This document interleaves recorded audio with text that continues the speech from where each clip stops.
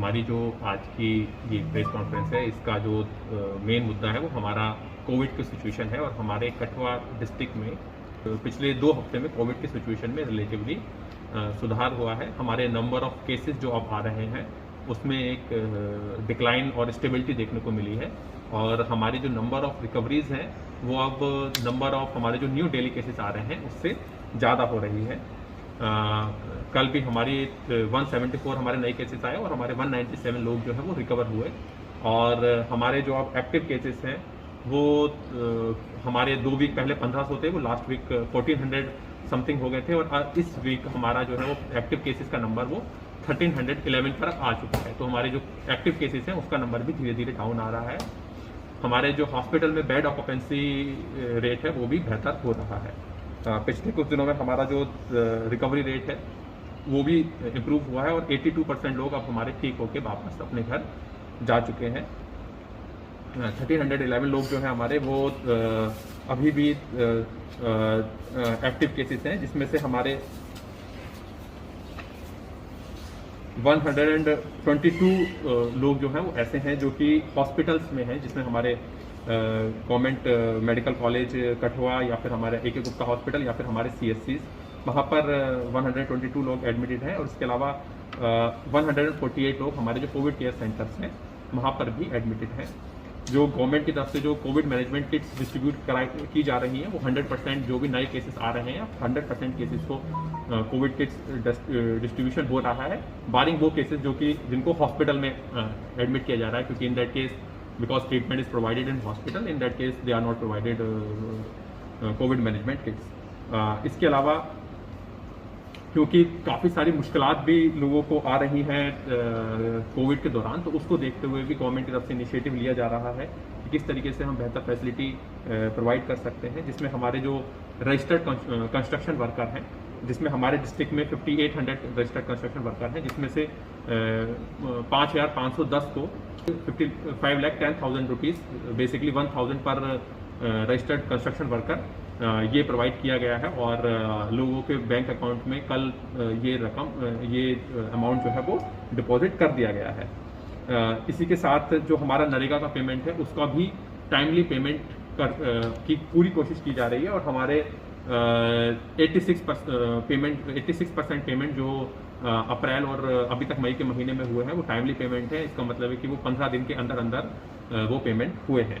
इसके अलावा social welfare department की तरफ से भी कोशिश की जा रही है कि जितने भी हमारे एलिजिबल बेनिफिशरीज हैं ISSS के और NSAP के, उनको जल्द से जल्द उनकी पेंशन जो है उसका भुगतान भी कर दिया जाए।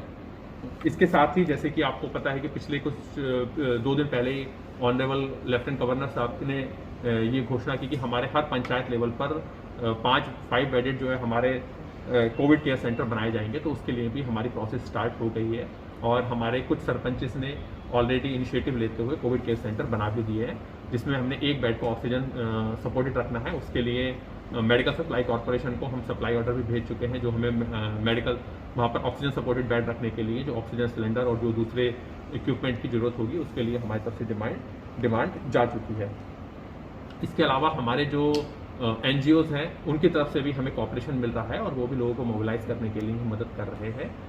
इसी के साथ ही हमारा जो मीडिया कर्मीज हैं उनके तरफ से भी जो है जहाँ जहाँ पर अगर पब्लिक की तरफ से कहीं पर कोई डिमांड है उसको भी सामने रखा जा रहा है, पर उसके साथ साथ लोगों को अवेयरनेस करने का काम भी लगातार किया जा रहा है।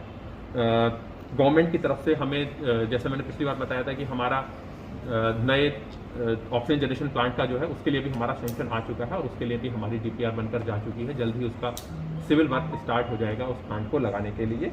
और उसके बाद हमारी already we are self sufficient, पर उसके बाद we will be able to हमारे जो ऑक्सीजन सपोर्टेड बेड है we will be able to further increase the number of that.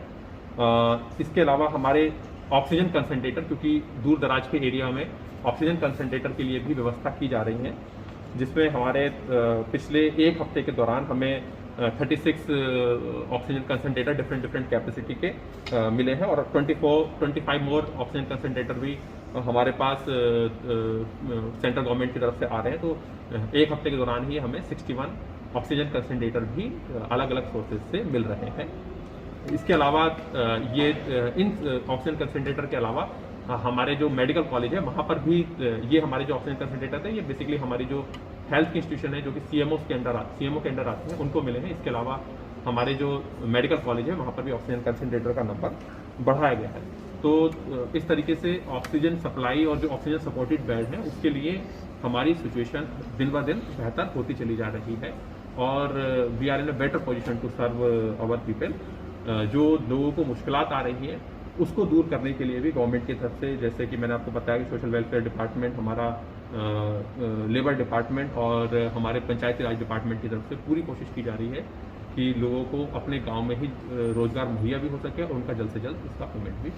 Sir, जिला प्रशासन द्वारा हर सुविधा दी जा रही है, लेकिन मेडिकल कॉलेज जो कठुआ है जहाँ से डॉक्टरों की बहुत लापरवाही के कारण लोगों की मौतें हो रही हैं। देखिए, अगर कोई भी ऐसा इंसिडेंस आता है तो उसकी जो है जांच की जाएगी। अगर आपके द्वारा कोई भी ऐसा, अगर आपको लगता है कि कहीं पर डॉक्टर की लापरवाही की वजह से कोई इंसिडेंस हुआ है तो आप उसको जरूर हमारे संज्ञान में लाइएगा और उस पर हम जरूर कार्रवाई करेंगे। सर, कुछ दुकानदारों का कहना है कि इस दिन शादियों का सीजन भी चल रहा है, तो दुकानें खोलने को कोई टाइम चाहिए किया जाएगा कुछ दुकानों का? देखिएगा, जैसे आपको पता है कि इस समय जो हालात चल रहे हैं सबसे ज़्यादा इंपॉर्टेंट लोगों की जानें बचाना है, उससे ज़्यादा इंपॉर्टेंट कुछ भी नहीं है। जिनकी घर में कोई शादी के लिए, क्योंकि गवर्नमेंट ने ऑलरेडी रिस्ट्रिक्ट कर दिया है, 25 लोगों पर ही रिस्ट्रिक्ट किया गया है और मेरी सभी लोगों से भी ये मेरा रिक्वेस्ट रहेगी कि अगर जहाँ तक पॉसिबल हो सके वो शादी को जो है पोस्टपोन करें या फिर अगर वो शिफ्ट कर सकते हैं उसको ज़रूर शिफ्ट करें ताकि हम अपने लोगों की जान बचा कर रखें। हम अपने लोगों के लिए जो है हम अपने लोगों को इस कोरोना वायरस से सुरक्षित रखें। सर, अबव 18 से वैक्सीनेशन के लिए कोई अबव 18 वैक्सीनेशन अभी हमारे जम्मू एंड कश्मीर में 2 ही डिस्ट्रिक्ट जम्मू और श्रीनगर में ही चल रहा है। एज एंड व्हेन वो हमारे बचे हुए डिस्ट्रिक्ट में भी स्टार्ट होता है, हमारे कठुआ डिस्ट्रिक्ट में भी स्टार्ट होता है। सर, जैसे कि आपने बताया कि मतलब कोरोना की मामलों की रेटिंग जो कम हुई है, लेकिन कहीं ना कहीं से देखा गया है कि डेथ रेट जो है वो काफ़ी बड़ा है। सर, इसको इस बारे में मतलब क्या कहना चाहिए? हमारे डिस्ट्रिक्ट में जो डेथ रेट है वो 1.3% है, जो हमारा स्टेबल ही चल रहा है। जो हमारा पहले भी डेथ रेट था 1.3% ही था और अभी भी हमारा जो है कठुआ डिस्ट्रिक्ट का डेथ रेट वो 1.3% है, जो कि हमारे स्टेट के एवरेज से कम है। ब्लैक फंगस में दस्तक दे दिए हैं जम्मू में, कठुआ में इसके लिए कोई तैयारियां हैं? देखिएगा, उसमें केवल मेडिकल एक्सपर्ट ही उसके ऊपर कोई भी कमेंट कर सकते हैं कि क्या वो ब्लैक फंगस का केस है या नहीं है। As an civil officer I am having no authority to comment on exact medical details. Sir, एक गवर्नमेंट मेडिकल कॉलेज की लापरवाही देखी जा रही है जहां कोविड के टेस्ट किए जा रहे हैं, वहीं लोगों का काफ़ी भीड़ है और वहीं लोग पानी की टैंकी लगी पानी पीते हैं, वहाँ कुछ लोग पॉजिटिव आ रहे हैं, कुछ नेगेटिव आ रहे हैं, उसकी तरफ प्रशासन ध्यान नहीं दिया जा रहा है। देखिए, अगर ऐसा कोई इंसिडेंट है we will take notice of that, but at the same time लोगों की भी रिस्पॉन्सिबिलिटी बनती है कि कहीं पर भी भीड़ ना लगाएं, चाहे वो मेडिकल कॉलेज हो या फिर दूसरी जगहें हो। ये भी देखने में आता है कि अगर एक पेशेंट जो भर्ती होता है तो उसके साथ 3 अटेंडेंट वहाँ पर जाते हैं, जिसकी वजह से भी अननेसेसरी भीड़ मेडिकल कॉलेज में लगती है और उसके साथ ही जो हमारे जो साथ में अटेंडेंट रहते हैं उनको भी कोविड से संक्रमित होने का खतरा बना रहता है। तो इन लोगों से भी ये अपेक्षा की जाती है कि अगर एक पेशेंट अगर भर्ती है तो उसके साथ एक ही मैक्सिमम अटेंडेंट जाएं और अननेसेसरी हम अपने हॉस्पिटल को ओवरबर्डन ना करें, क्योंकि अल्टीमेटली हमारे हॉस्पिटल ने ही हमें सर्व करना है। हमारे हमने जो है वहाँ पर ना ही तो संक्रमण का उसको एक जगह बनानी है और ना ही हमने जो है वहाँ पर अननेसेसरी भीड़ करनी है। मौत हो जाती है कोरोना के चलते और परिवार जब उसका विरोध करता है तो कहीं ना कहीं जीएमसी प्रशासन द्वारा उनकी आवाज़ को दबाया गया है। क्या ये आने वाले दिनों में भी ऐसा होगा, क्योंकि जो भी आवाज़ उठा रहा है पुलिस को बुलाया जाता है और उनकी आवाज़ को दबाया जा रहा है? देखिएगा, अगर आप कोई स्पेसिफिक इंसिडेंट्स बताना चाहते हैं तो आप बता सकते हैं, लेकिन एट द सेम टाइम किसी को भी रकस करने का, देखिएगा, किसी को भी अधिकार नहीं है, तोड़फोड़ करने का किसी को भी अधिकार नहीं है। अगर कोई भी तोड़फोड़ करता है तो पुलिस की तरफ से कार्रवाई जरूर की जाएगी, FIR जरूर दर्ज की जाएगी, क्योंकि वहाँ पर अगर किसी की तरफ से कोई लापरवाही हुई है आप उसको संज्ञान में ला सकते हैं, उसके लिए जाँच की जाएगी। But at the same time जो परिजन है उनकी भी रिस्पॉन्सिबिलिटी बनती है, क्योंकि वहाँ पर हॉस्पिटल में एक आपके ही पेशेंट नहीं है, दूसरे भी पेशेंट भर्ती हैं। अगर वहाँ पर आप तोड़फोड़ करते हैं, अगर आप वहाँ पर रकस क्रिएट करते हैं तो आप वहाँ पर जो दूसरे पेशेंट भर्ती हैं आप उनके लिए भी खतरा पैदा कर रहे हैं। तो ये हमारी सबकी साझी रिस्पॉन्सिबिलिटीज है।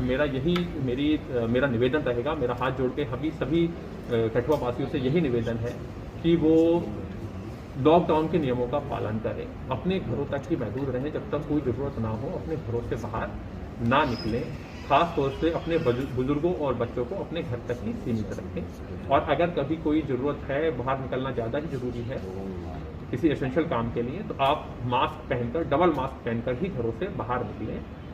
इस कोविड से इस लड़ाई में हम सबको मिलकर एक दूसरे का साथ निभाना है। इसी के साथ ही हमारी जब टेस्टिंग टीम्स आपके एरिया में जाती हैं तो वहाँ पर आपने उनका सहयोग करना है, उनके साथ आपने जो है कोऑपरेशन के साथ आपने काम करना है, सो दैट वहाँ पर प्रॉपर टेस्टिंग हो सके। इसी के साथ ही आप जल्द से जल्द अपने जो नज़दीकी वैक्सीनेशन सेंटर पे, वहाँ पर जो 45+ एज के लोग हैं, वो जल्द से जल्द वहाँ पर अपना वैक्सीनेशन